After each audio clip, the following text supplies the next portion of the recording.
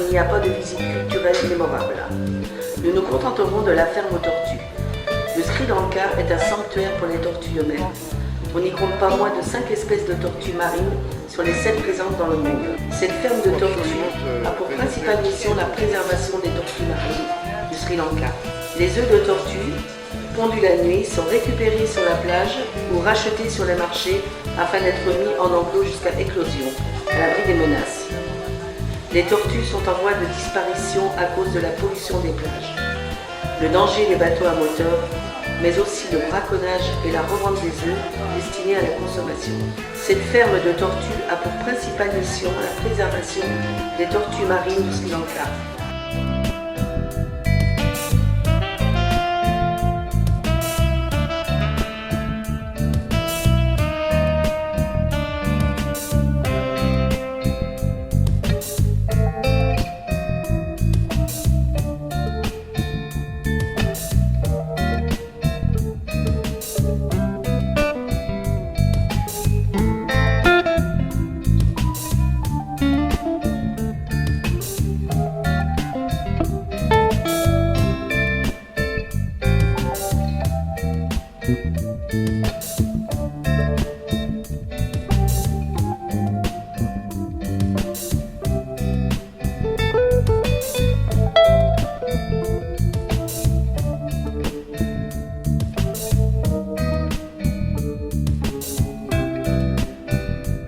Je vous propose de terminer ce séjour par 2 des aspects les plus marquants de ce pays.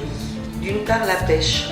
Contrairement à Negombo, où les pêcheurs produisent journellement des pêches miraculeuses, ici c'est l'océan Indien et ses pêcheurs de bord de plage qui forcent notre admiration.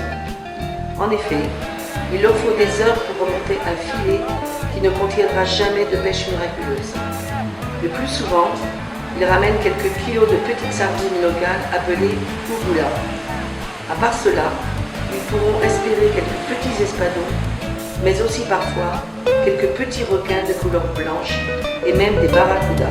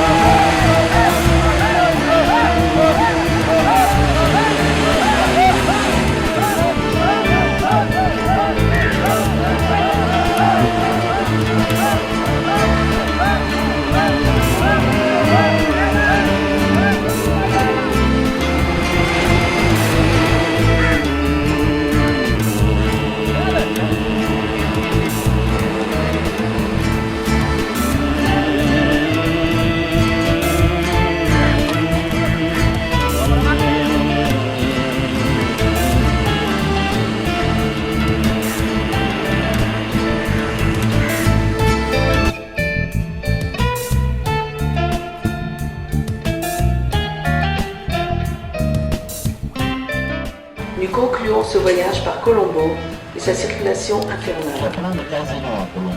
Ici, ce sont des embouteillages monstrueux et un balai infernal de bus et de tuk-tuk.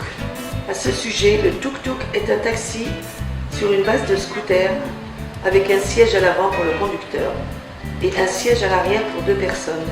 Il n'y a pas de porte. Le conducteur est propriétaire de son taxi car les taxis ne sont pas organisés en compagnie.